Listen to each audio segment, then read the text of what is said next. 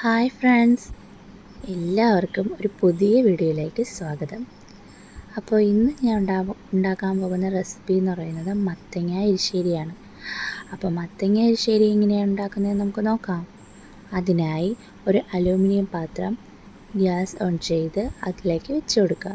അതിൽ കുറച്ച് വെള്ളം ഒഴിച്ച് അതിലേക്ക് ചെത്തി വൃത്തിയാക്കി വെച്ചിരിക്കുന്ന കഴുകി കഷ്ണങ്ങളാക്കിയ മത്തങ്ങ ഇട്ട് കൊടുക്കുക.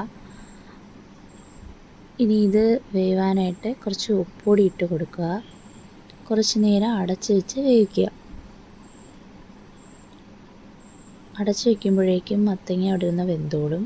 ഇനി നമുക്ക് അതിലേക്ക് വേണ്ടത് മത്തങ്ങ എരിശ്ശേരിക്കുള്ള അരപ്പാണ്. അതിനായിട്ട് നമുക്ക് വേണ്ടത് ചിരകിയ തേങ്ങ, 1/2 ടീസ്പൂൺ ജീരകം, മഞ്ഞൾപ്പൊടി, ആവശ്യത്തിന് ഉപ്പ്, പച്ചമുളക് നിങ്ങളുടെ എരിക്കനുസരിച്ച് ചേർത്താൽ മതി. കുറച്ച് എരി മതിയെങ്കിൽ ഒരു മുളക് ചേർത്താൽ മതി. അതല്ല കുറച്ചുകൂടെ എരി ആവശ്യമുണ്ടെന്നുണ്ടെങ്കിൽ 2 മുളക് ചേർത്ത് കൊടുക്കാം. നിങ്ങളുടെ ഇഷ്ടത്തിന് എരി ചേർത്ത് കൊടുക്കാം. വെളുത്തുള്ളി എന്നിവ ചേർത്ത് മിക്സിയുടെ ജാറിലേക്കിട്ട് ചതച്ചെടുക്കണം.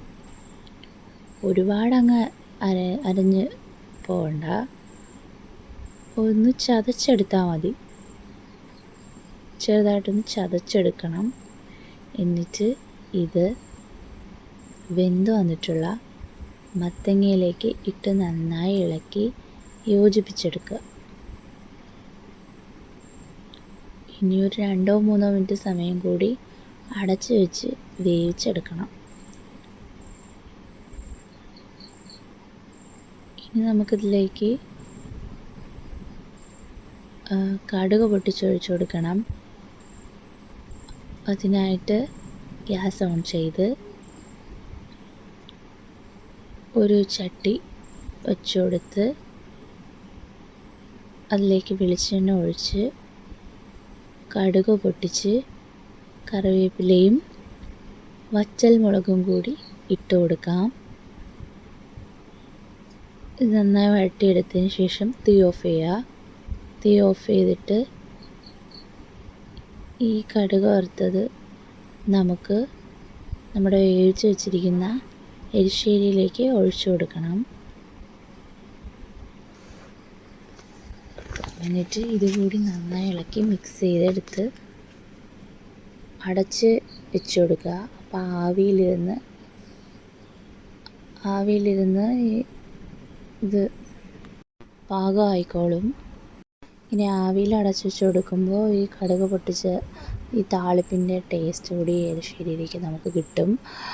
വേണമെങ്കിൽ പയർ ചേർത്ത് വൻപയറോ ചെറുപയറോ ഒക്കെ ചേർത്തൊക്കെ എരിശ്ശേരി ഉണ്ടാക്കാവുന്നതാണ്. ഞാൻ ഇവിടെ പയറൊന്നും ചേർക്കാതെയാണ് ഉണ്ടാക്കിയത്. നിങ്ങൾക്ക് പയർ ചേർത്തോ ഉണ്ടാക്കാം. ഈ രീതിയിൽ ട്രൈ ചെയ്യുകയാണെങ്കിൽ നിങ്ങൾക്ക് സിമ്പിളായിട്ട് മത്തങ്ങ എരിശ്ശേരി ഉണ്ടാക്കാം. നിങ്ങൾക്ക് ഈ വീഡിയോ ഇഷ്ടമായിട്ടുണ്ടെങ്കിൽ എൻ്റെ ചാനലൊന്ന് സബ്സ്ക്രൈബ് ചെയ്യണേ. കൂടെയുള്ള ബെല്ലൈക്കൺ കൂടി ഒന്ന് ക്ലിക്ക് ചെയ്യണേ. അപ്പോൾ ഞാൻ അപ്ലോഡ് ചെയ്യുന്ന എല്ലാ വീഡിയോകളും നിങ്ങൾക്ക് നോട്ടിഫിക്കേഷനിൽ വരികയും ചെയ്യും, നിങ്ങൾക്ക് കാണാനും പറ്റും. സബ്സ്ക്രൈബ് ചെയ്യാതെയാണ് കാണുന്നതെന്നുണ്ടെങ്കിൽ, ആരെങ്കിലും ഈ വീഡിയോ കാണുന്നതുണ്ടെങ്കിൽ നിങ്ങളൊന്ന് സബ്സ്ക്രൈബ് ചെയ്തിട്ട് കാണണം കേട്ടോ. അപ്പോൾ ഞാനിടുന്ന എല്ലാ വീഡിയോസും നിങ്ങൾക്ക് കാണാൻ പറ്റും.